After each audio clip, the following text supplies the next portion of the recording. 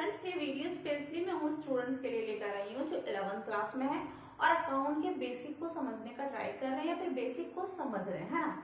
तो मैं उन स्टूडेंट के लिए ये हेल्पफुल वीडियो लेकर आई हूँ। इस वीडियो को आप लोग देखो, जो आपका बेसिक है अकाउंट का, वो जो कॉन्सेप्ट है वो कॉन्सेप्ट इस वीडियो के थ्रू आपका क्लियर हो जाएगा, राइट। तो देखो, यहाँ पे आज हम बेसिक को ही डिस्कस करेंगे कि अकाउंट होता क्या है।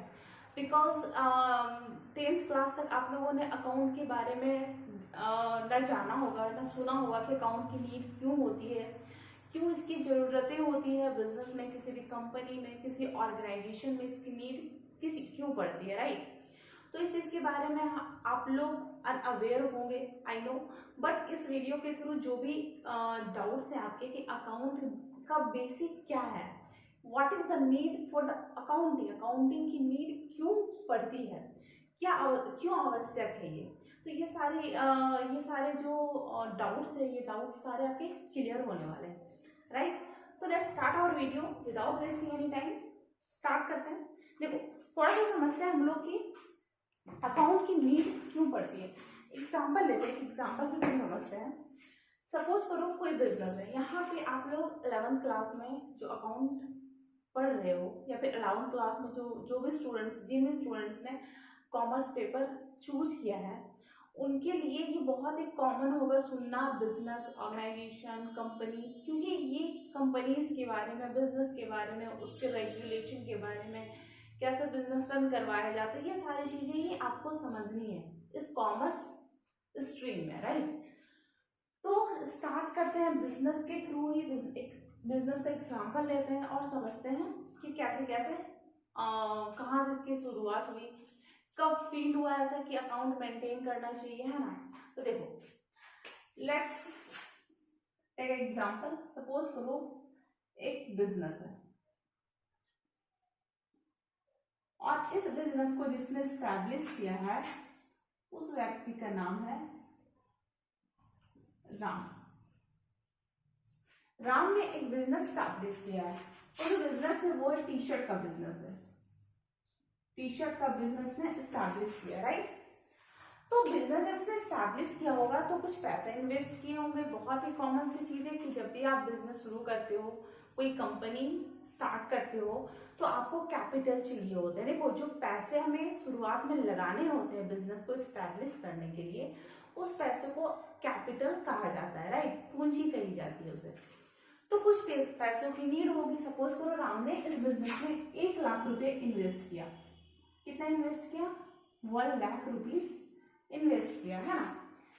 बिजनेस स्टैब्लिश हो गई, पैसे इन्वेस्ट भी हो गए, बिजनेस रन करना शुरू भी हो गई, बिजनेस रन भी कर रही, right. But after some time, after certain month, 3 month के बाद कह लो, 6 मंथ के बाद बोलो, या फिर 1 साल के बाद, है ना। 1 साल के बाद राम के माइंड में, राम के दिमाग में बहुत सारे क्वेश्चंस, बहुत सारे क्वेरीज क्रिएट होने शुरू हो गए। खूब सारे प्रश्न आने शुरू हो गए। तो भाई ये प्रश्न किस टाइप के प्रश्न हो गए? तो भाई देखो, राम ने सोचना शुरू किया कि भाई इसने 1 साल बिजनेस को क्या किया? रन किया, बिजनेस को चलाया, है ना। 1 साल के बाद, 1 साल ड्यूरिंग द 1 ईयर, 1 साल के अंदर इसने टोटल कितने सेल किए? इन 1 साल में इसने टोटल कितनी परचेजिंग की, राइट। इस टाइप के क्वेश्चंस राम के माइंड में आने लगे। या तो टोटल एक्सपेंडिचर कितने हुए, टोटल इनकम कितने हुए, है ना। या तो बोला जाए कि उसकी प्रॉफिट कितनी है।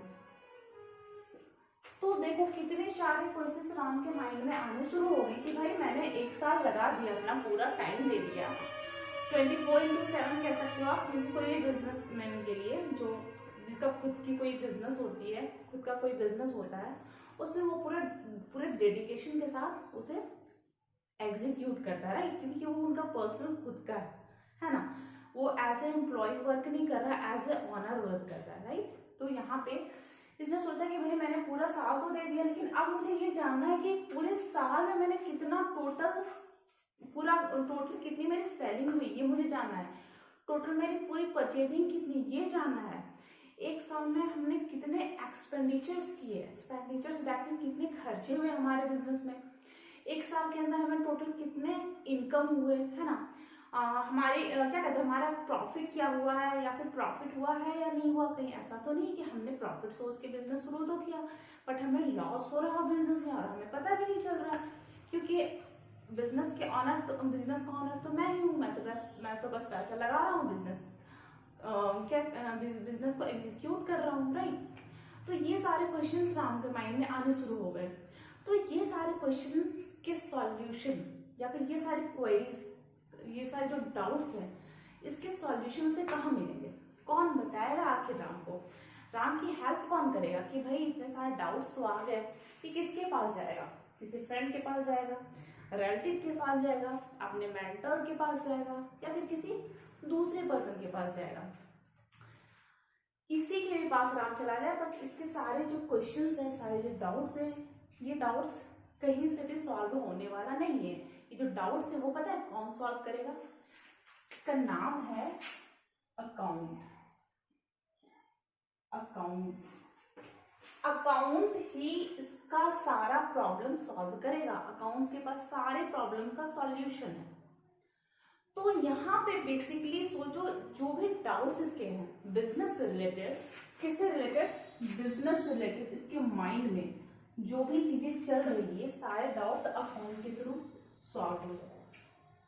तो भाई सोचो बिजनेस के थ्रू जो भी डाउट्स राम कहाँ पे किसके थ्रू सॉल्व कर पा रहा, अकाउंट के थ्रू। तो यहाँ अकाउंट में कौन कौन सी चीजें, कौन कौन सी इंफॉर्मेशन राम कलेक्ट कर सकता है, तो कलेक्ट कर सकता है कि उसके एक्सपेंडिचर कितने हैं टोटल, इसके एक साल के पूरे इनकम कितने रहे हैं, टोटल सेलिंग कितनी हुई है, परचेजिंग क्या रही है, या तो उसे किस किस व्यक्ति से कितने रुपए लेने हैं, किसे कितने रुपए देने हैं, इसके एसेट्स कितने हैं, पूरे साल में हमने कैपिटल इन्वेस्ट किया तो साल के एंड में हमारा कितना कैपिटल रिमेन बचा हुआ है, कैश बैलेंस कितना है, बैंक बैलेंस कितना है, ये सारा प्रॉब्लम अकाउंट के थ्रू सॉल्व हो जाएगा, समझ रहे हो। तो सोचो अकाउंट के थ्रू कितने सारे इंफॉर्मेशन आप कलेक्ट कर सकते हो, दैट मीन्स इन शॉर्ट बोला जाए तो account is a language of business. Account को बिजनेस का लैंग्वेज बोला जाता है, समझ रहे हो। अकाउंट को बिजनेस का लैंग्वेज क्यों बोला जाता है, क्योंकि देखो किसी की लैंग्वेज का क्या मतलब हो गया कि जो भी लैंग्वेज, दैट मीन्स सपोज करो मैं आपसे कम्युनिकेट कर रही हूँ हिंदी लैंग्वेज में, इसका क्या इंपॉर्टेंस है, हिंदी लैंग्वेज का क्या इंपॉर्टेंस है हम दोनों के बीच, क्योंकि मेरे माइंड में जो भी चीजें चल रही है, जो मेरे विचार हैं, जो मेरे थॉट्स है, उसे मैं रिप्रेजेंट कर रही हूँ या तो उसे एक्सप्रेस कर पा रही हूँ सही तरीके से, राइट। तो बिजनेस में जो भी चीजें चल रही है, जो भी घटनाएं घट रही है, जो भी एक्टिविटीज हो रही है, वो कौन रिप्रेजेंट कर रहा है, वो रिप्रेजेंट कर रहा है आपका अकाउंट, राइट। इसलिए अकाउंट को लैंग्वेज बोला जाता है बिजनेस का, राइट। यहाँ पे चीज समझ में आ गई। वन मोर थिंग, यहाँ पे सिर्फ जो मैंने बताया कि ये सारी इंफॉर्मेशन कलेक्ट कर सकते हो आप अकाउंट से, इसके साथ साथ और भी चीजें जो कि अकाउंट के थ्रू की जा सकती है। सपोज करो सेल टैक्स हो गए, इनकम टैक्स हो गए, इसकी जो वैल्यू डिसाइड की जाती है वो अकाउंट के थ्रू डिसाइड की जा सकती है। या तो आप बोल लो अकाउंट को अगर किसी भी बिजनेस में सिस्टमैटिकली अगर मेंटेन किया जाता है तो उसे एज ए एविडेंस, प्रमाण के रूप में कहीं पे भी रिप्रेजेंट किया जा सकता है, चाहे वो आपका कोई सुप्रीम कोर्ट ही क्यों ना हो, जज के सामने उसे आप रिप्रेजेंट कर दो कि देखो भाई मेरे बिजनेस का अकाउंट ऐसा है और उस अकाउंट में टोटल सेल के डाटा इतने दिए हुए हैं, टोटल एक्सपेंडिचर के डाटा इतने दिए हुए हैं, उसकी वैल्यू इतनी दी हुई है ना, जो भी इसकी वैल्यू होगी जो आपके अकाउंट में शो की गई होगी उसे आप क्या कर सकते हो, एज एविडेंस रिप्रेजेंट कर सकते हो, है ना। तो ये तो थी भाई अकाउंट की नीड, की अकाउंट की नीड कहाँ से शुरू हुई, कैसे शुरू हुई, है ना। तो अगर आपको ये सारी इंफॉर्मेशन चाहिए, इनफैक्ट बिजनेस से रिलेटेड कोई भी इंफॉर्मेशन आपको चाहिए तो आपको बुक्स ऑफ अकाउंट मेंटेन करने होंगे, किस तरीके से सिस्टमैटिकली उसकी रिकॉर्डिंग करनी होगी। रिकॉर्डिंग दैट मीन्स हर एक एक्टिविटी को सिस्टमैटिक वे में लिखना होता है। तो कैसे लिखना होता है, उसके क्या फॉर्मेट्स हैं, इसके कुछ स्टैंडर्ड होते हैं क्या, प्रिंसिपल्स होते हैं क्या, तो ये सारी चीजें अभी हम सॉल्व करने वाले हैं। ये सारा प्रॉब्लम, ये जो भी चीजें आपके माइंड में चल रही होंगी, जो भी क्यूरियोसिटी हो रही होंगी, उस सारी चीजों को अभी यहाँ पे हम सॉल्व करेंगे, है ना, समझेंगे। क्योंकि देखो आपका ये अकाउंट का बेसिक है, इनफैक्ट फर्स्ट क्लास है, फर्स्ट वीडियो है ये आपका, तो आप लोग रेगुलर कंटिन्यू करो वीडियो को, तो आपके जो भी डाउट्स होंगे ना, नीड होंगे, कैरेक्टरिस्टिक्स होंगे, ऑब्जेक्टिव्स होंगे, टाइप्स होंगे, लिमिटेशंस होंगे, एडवांटेजेस होंगे, जो भी होंगे सारी थ्योरीज इस वीडियो के थ्रू आपकी कवर हो जाएंगे, राइट। देखो यहाँ पे देखो, तो ये जो है भाई नीड फॉर अकाउंटिंग। अब थोड़ा सा भी हम समझ लेते हैं इसके कैरेक्टरिस्टिक्स क्या होते हैं। देखो किसी भी चीज की विशेषताएं होती है ना, कैरेक्टरिस्टिक्स होते हैं, तो वो विशेषताएं क्या है से समझते हैं। थोड़ा सा से रिमूव कर देती हूँ मैं। देखो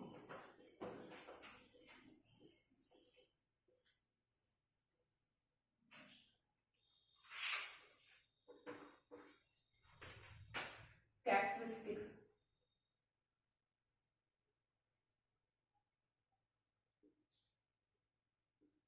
कैरेक्टरिस्टिक्स ऑफ अकाउंटिंग। अकाउंटिंग के कैरेक्टरिस्टिक्स, विशेषताएं क्या है। देखो इसकी जो पहली विशेषता है ना, the first characteristics is that accounting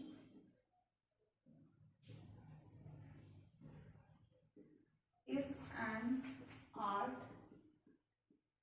as well as science.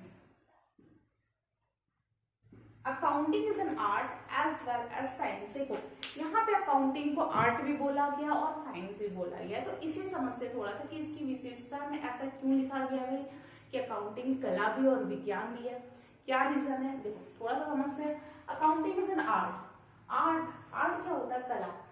किसी भी चीज को अगर सिस्टमैटिक वे में किया जा रहा है ना, ताकि आप जो आपके ऑब्जेक्टिव्स है उसे फुलफिल किया जा सके, तो वो एक कला है। सपोज करो मैं आप लोगों को पढ़ा रही हूँ, एक सिस्टमैटिकली पढ़ा रही हूँ, ये मेरा खुद का एक आर्ट है, ताकि जो मैं पढ़ा रही हूँ, मैं जो भी चाहती हूँ आप लोग समझो, वो अपने थॉट्स को आपके सामने रिप्रेजेंट कर रही हूँ और आप उस चीज को समझ पा रहे हो।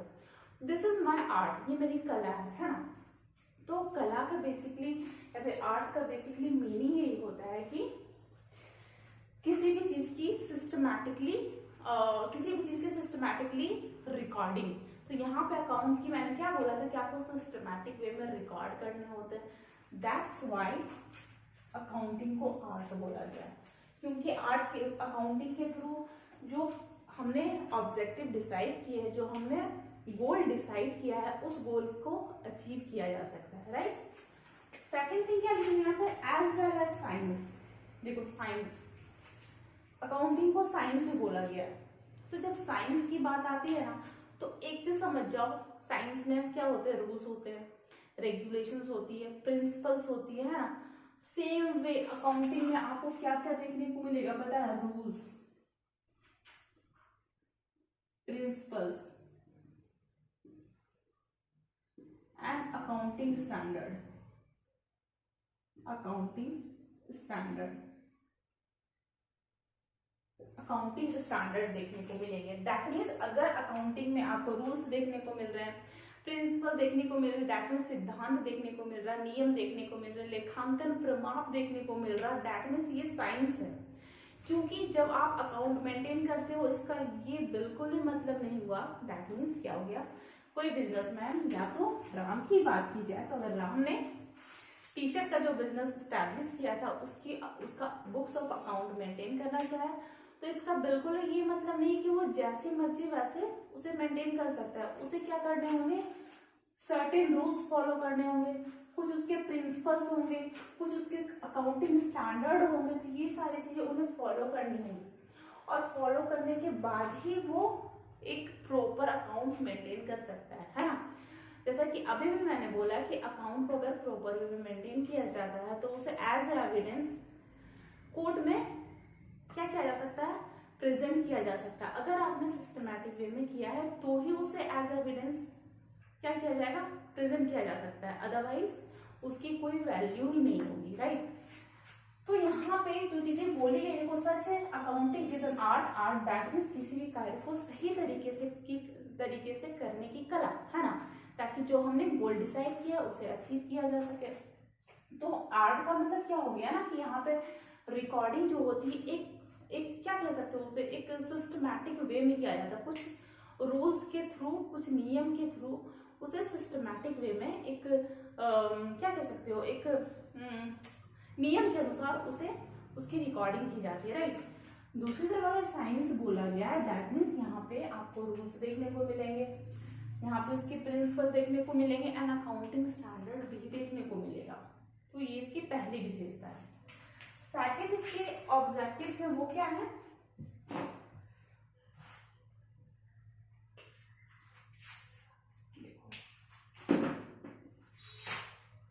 सेकंड जो है रिकॉर्डिंग ऑफ, इसे रिमूव कर देती हूँ ताकि सही तरीके से मैं आप लोगों को एक्सप्लेन कर सकूं, है ना। देखो फाइनेंशियल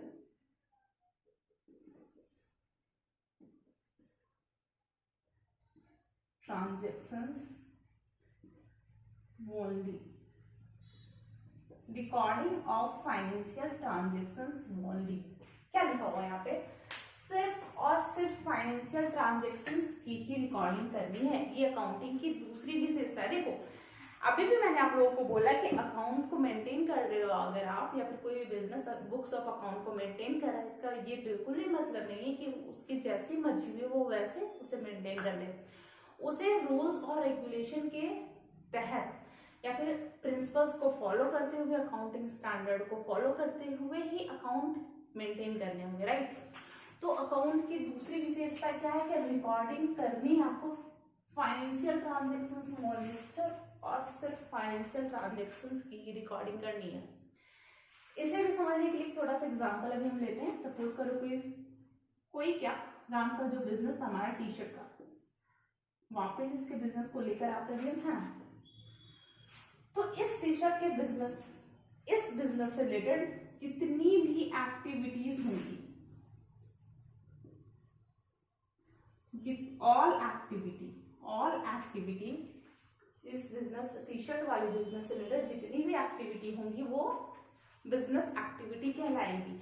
अगर इस बिजनेस से रिलेटेड जो भी लेन देन हो रहे हैं, कोई घटनाएं घट रही, कोई इवेंट हो रहा है, कोई इंसिडेंट अकर हो रहा है, this is called business activity, समझ रहे हो। बट इस बिजनेस से रिलेटेड होना चाहिए, टी शर्ट के बिजनेस से रिलेटेड होना चाहिए।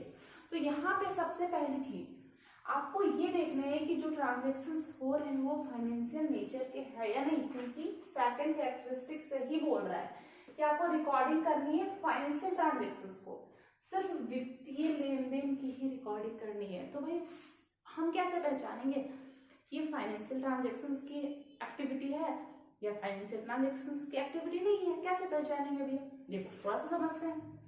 सबसे पहली चीज आप ये देख लो कि कोई एक्टिविटी अगर बिजनेस से रिलेटेड हो रही है that means this is a business activity, this is a business transactions, right. But सबसे पहली चीज, अब एक्टिविटी या फिर ट्रांजैक्शंस के कुछ एग्जांपल ले लेते हैं ताकि समझ में आ जाए कि भाई इसे ट्रांजैक्शंस बोलते हैं या फिर इसे एक्टिविटी होते हैं। सपोज करो गुड्स सोल्ड हुए, कितने के, 10,000 रुपीज के गुड्स सोल्ड हुए, राइट। सैलरी पेड हुए इस बिजनेस के, सैलरी दैट मींस बिजनेस में एम्प्लॉइज होंगे डेफिनेटली, तो एम्प्लॉइज को अगर सैलरी दी जाती है तो उसे क्या लिखते हैं, सैलरी पेड, राइट। तो सपोज करो 5,000 की सैलरी पेड हुई। नेक्स्ट क्या आपका commission received,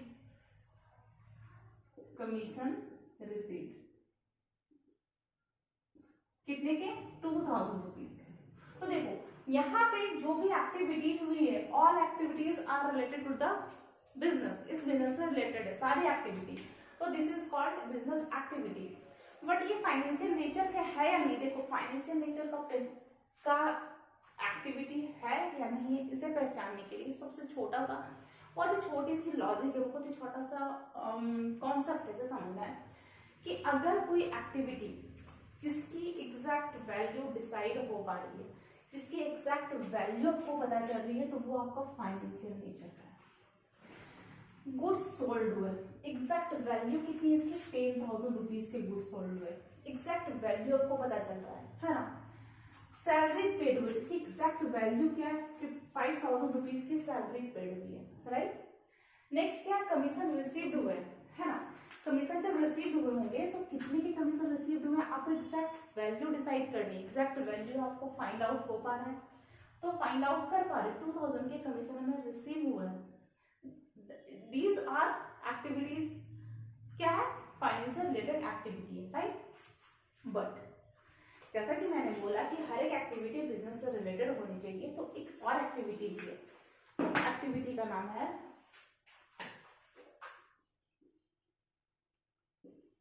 resignation by the experienced manager। देखो ये एक और एक्टिविटी करोगी, कौन सी एक्टिविटी है, resignation by the experienced manager. एक बहुत ही अनुभवी, बहुत ही ऑनेस्ट टाइप का जो मैनेजर था उसने रिजाइन दे दिया। देखो यहाँ पे समझना बहुत ही इंपॉर्टेंट है कि मैनेजर का जो इम्पोर्टेंस होता है ना किसी भी बिजनेस में, किसी भी ऑर्गेनाइजेशन में या फिर किसी भी इंस्टीट्यूट में, वो बहुत सर्वोपरि आप कह सकते हो, बहुत बड़ा रोल होता है उसका बिजनेस में, है ना। तो किसी ऑनेस्ट मैनेजर ने अगर रिजाइन दे दिया कि भाई मुझे इस कंपनी में जॉब नहीं करनी है, तो अचानक से चीजें काफी अस्त व्यस्त हो जाएंगी। देखो जो स्मूथली जिस तरीके से हमारा बिजनेस चल रहा था, किसी ऐसे एम्प्लॉय के रिजाइन देने से जो कि बिजनेस का बहुत बड़ा रिस्पॉन्सिबिलिटी वो अपने कंधे पर क्या कर रहा था, उठाए चल रहा था, राइट। तो अचानक से उसने रिजाइन दे दिया। अब रिजाइन दे दिया तो सर्टेनली या फिर इमीडिएटली बिजनेस को एक नया मैनेजर ढूंढना पड़ेगा, और वैसा मैनेजर जिससे एक्सपीरियंस्ड हो। तो सडनली इसने रिजाइन दे दिया, बट सडनली आप किसी ऐसे मैनेजर की तलाश, आप ऐसे मैनेजर को सर्च नहीं कर सकते हो जो कि काफी वेल एक्सपीरियंस्ड हो, ऑनेस्ट हो, डेडिकेटेड हो, राइट। तो यहाँ पे this is the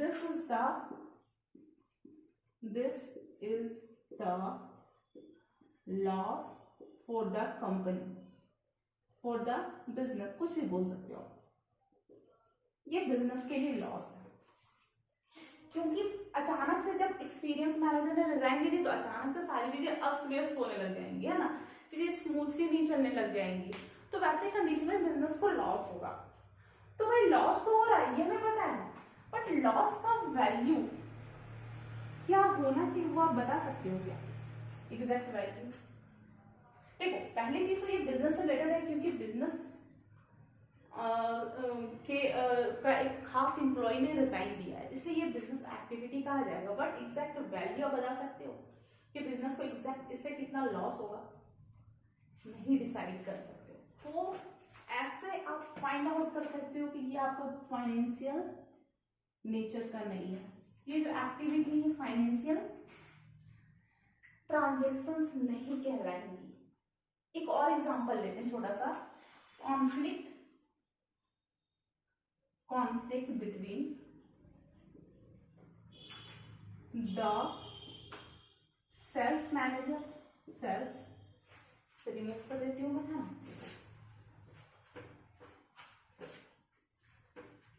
sales manager and production manager. देखो ये बहुत इंपॉर्टेंट है समझना कि कॉन्फ्लिक्ट हो गया, झगड़े हो गए, विवाद हो गया, किनके भी झगड़े हो गए भाई, sales manager and production manager के भी झगड़े हो गए। अब देखो ये बहुत इंपॉर्टेंट समझना है आप लोगों के लिए कि प्रोडक्शन मैनेजर और सेल्स मैनेजर एक दूसरे पे इंटरडिपेंडेंट होते हैं। कैसे इंटरडिपेंडेंट होते हैं कि अगर प्रोडक्शन मैनेजर ने चीजें प्रोड्यूस करना बंद कर दिया, टी शर्ट बनाना ही बंद कर दिया, तो सेल्स मैनेजर बेचेगा क्या, राइट। क्योंकि ये सेम कंपनी के, सेम बिजनेस के डिफरेंट डिपार्टमेंट के मैनेजर है ये दोनों। तो अगर प्रोडक्शन मैनेजर ने प्रोडक्शन करना बंद कर दिया तो सेल्स मैनेजर बेचेगा क्या। अगर सेल्स मैनेजर ने बेचना बंद कर दिया तो प्रोडक्शन मैनेजर के थ्रू जो भी चीजें प्रोड्यूस की जा रही है, जो भी चीजें बनाई जा रही है कंपनी में या फिर बिजनेस में, उसकी कोई वैल्यू होगी क्या? फिर वो तो वेस्ट ऑफ कलेक्शन में जाएगा, अनयूज कलेक्शन में चला जाएगा। तो यहाँ पे जो एक दूसरे पे इंटरडिपेंडेंट है उनके बीच ही झगड़े हो गए। क्या हो गए? झगड़े हो गए।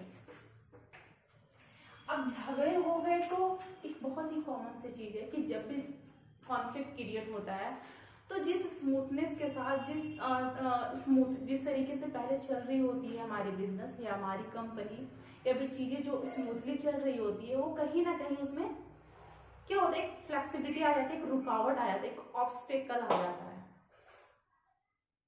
तो झगड़े की वजह से कंपनी को लॉस होगा। क्या होगा? This is also loss for the company. But इसकी एग्जैक्ट वैल्यू फिर से आप नहीं बता पाओगे। समझ रहे हो? जिस तरीके से आपने एग्जैक्ट वैल्यू इसकी डिसाइड की थी ना कि सैलरी पेड हुए, एग्जैक्ट 50,000 की सैलरी पेड हुए, ना 1 रुपया कम ना 1 रुपया ज्यादा, उस तरह एग्जैक्ट अमाउंट बता सकते हो उसकी? क्या एग्जैक्ट वैल्यू उसकी बता सकते हो? क्या नहीं बता सकते। तो इस तरीके से आप डिसाइड कर सकते हो कि ये फाइनेंशियल नेचर का है या नहीं है।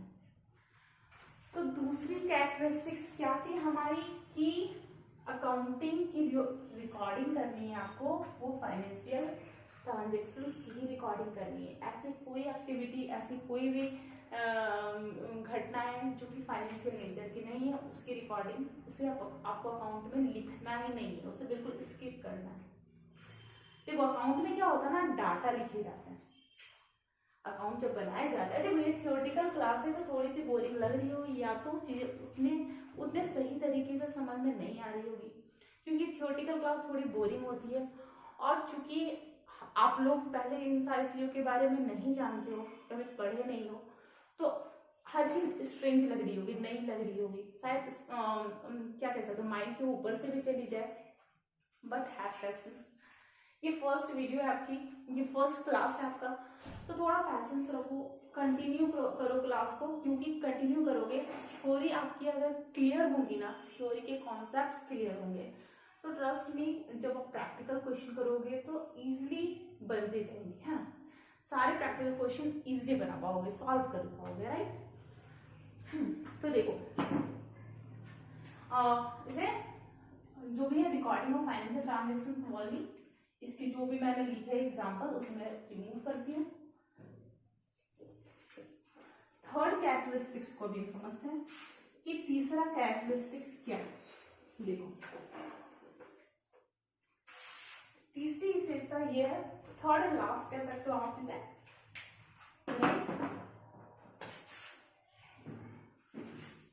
Recording in terms of money.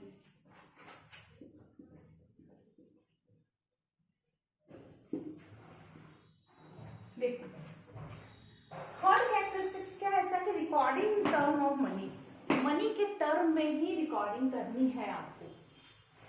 ये क्या बात हुई भाई, मनी के टर्म में रिकॉर्डिंग करनी, ये क्या होता है, इसे भी समझते थोड़ा सा। देखो यहाँ पे जो भी डाटा दिए हुए होंगे, जो भी एक्टिविटी दी हुई होगी, उसे आप मनी की वैल्यू में, मनी के फॉर्म में दिखाओगे। कैसे दिखाओगे? सबसे पहली चीज, इसे एग्जांपल लेते हैं। सपोज करो इस बिजनेस को स्टैब्लिश करने के लिए कुछ चाहिए हमें, बिजनेस को स्टैब्लिश करने के लिए हमें चाहिए क्या चाहिए, एक बिल्डिंग चाहिए, एक बिल्डिंग चाहिए, राइट। और बिल्डिंग को खड़ा करने के लिए हमें एक प्लॉट भी चाहिए, लैंड भी चाहिए, एंड लैंड चाहिए हमें 1000 square feet, right, 1000 square feet. फिर हमें चाहिए चेयर्स चाहिए कितने, 100 चेयर्स चाहिए, टेबल चाहिए, राइट, टेबल हमें कितने चाहिए, 10 टेबल चाहिए, रॉ मटेरियल्स चाहिए, रॉ मटेरियल्स चाहिए कितने, 100 टन कह सकते हो, या फिर 100 क्या कह दो, 100 यूनिट ले लेते हैं, राइट, 100 यूनिट हमें रॉ मटेरियल चाहिए।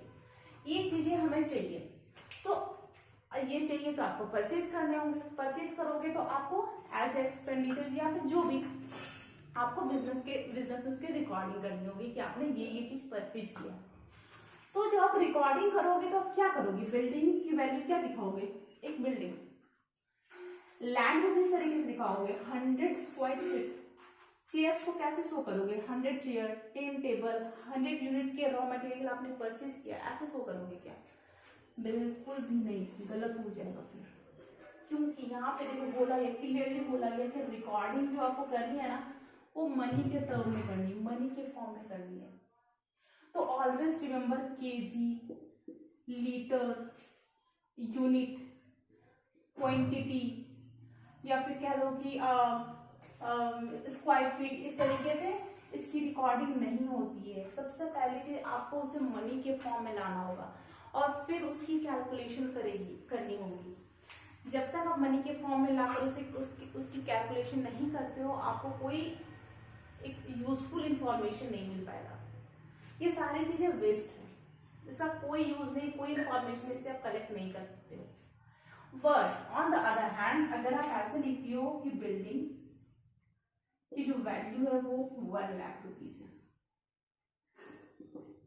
लैंड की जो वैल्यू है वो 5 लाख रुपए, कितनी है, 5 लाख रुपीज। चेयर्स की जो वैल्यू है वो है 10,000 रुपए, टेबल्स 20,000 रुपीज, राइट। और आपका जो रॉ मटेरियल है, रॉ मटेरियल उसकी जो वैल्यू है वो 50,000 रुपीज है। इस तरीके से आपको लिखने हैं। और ये जो अमाउंट, ये जो वैल्यू दी हुई है, ये वैल्यू आपके लिए यूजफुल होगी। इसके थ्रू आप एक यूजफुल इंफॉर्मेशन कलेक्ट कर सकते हो, राइट। इसलिए अकाउंटिंग का तीसरा और लास्ट कैरेक्टरिस्टिक्स ये था कि recording in term of money, money के फॉर्म में ही आपको रिकॉर्डिंग करनी है। थोड़ा सा एक बार नजर डाल रहे थे, हमने 3 कैरेक्टरिस्टिक्स को किस तरीके से देखा, समझा। तो फर्स्ट कैरेक्टरिस्टिक्स क्या था हमारा कि accounting is an art as well as science. Accounting art है, एक कला है, ताकि आप सिस्टमैटिक वे में जो आपकी प्रिंसिपल है, जो आपका अकाउंटिंग स्टैंडर्ड है, उसके थ्रू आप उसकी रिकॉर्डिंग करो। एक कला है, सही तरीके से कार्य करने को कला कहते हो, right. As well as science, that means इसमें आपको रूल्स, प्रिंसिपल्स, अकाउंटिंग स्टैंडर्ड देखने को मिलेगा, इसलिए अकाउंट को साइंस बोला गया। सेकेंड कैरेक्टरिस्टिक्स क्या था, recording of financial transactions only. जो आपको रिकॉर्डिंग करनी है वो ऑलवेज रिमेंबर फाइनेंशियल नेचर के होने चाहिए, जिससे आप एग्जैक्ट अमाउंट में एग्जैक्ट वैल्यूज की आप बता सको, तभी आपको उसकी रिकॉर्डिंग करनी है। चाहे वो कितना भी इम्पोर्टेंट क्यों ना हो, कोई ऐसी एक्टिविटी अगर अकर हो रही है, अगर घटित हो रही है जो कि बहुत ही इंपॉर्टेंट है, really really important for the company, for the business, but अगर आप उसकी वैल्यू डिसाइड नहीं कर पा रहे तो आपको बिल्कुल भी स्किप कर देना उसे, बिल्कुल भी टच नहीं करना उसे, राइट। थर्ड क्या, आपको recording in term of money, आपको मनी के फॉर्म में ही दिखाना है, ना डॉलर के फॉर्म में दिखाना है, ना यूनिट के, ना क्वांटिटी में, ना लीटर में, ना केजी में, ना कोई कह सकते हो किसी भी चीज में नहीं, बस सिर्फ और सिर्फ एक यूनिट होना चाहिए। वो यूनिट क्या है आपका, मनी, रुपीस के टर्म में दिखाना आपको, राइट। तो फ्रेंड, आज की वीडियो में आप लोगों ने क्या सीखा, नीड फॉर अकाउंटिंग, अकाउंटिंग की नीड को पढ़ा, समझा, और कैरेक्टरिस्टिक्स ऑफ अकाउंटिंग को जाना। तो ये 2 टॉपिक इनिशियल टॉपिक है फ्रेंड, कह सकते हो स्टार्टिंग जो क्लास, इसके फर्स्ट टॉपिक ही हमारे हैं और रियली रियली इंपॉर्टेंट। तो आई होप आप लोगों को वीडियो अच्छी लगी हो। अगर अच्छी लगी हो तो प्लीज कंटिन्यू करो, अगले वीडियो में आप लोगों को इसके एडवांटेजेस को बताऊंगी, और जो भी चीजें इंपॉर्टेंट होगी हमारी थ्योरीज में, वो सारे टॉपिक्स को भी हम डिस्कस करेंगे नेक्स्ट वीडियो में, राइट। तो तब तक के लिए friend, take care and keep watching my video. Thank you so much.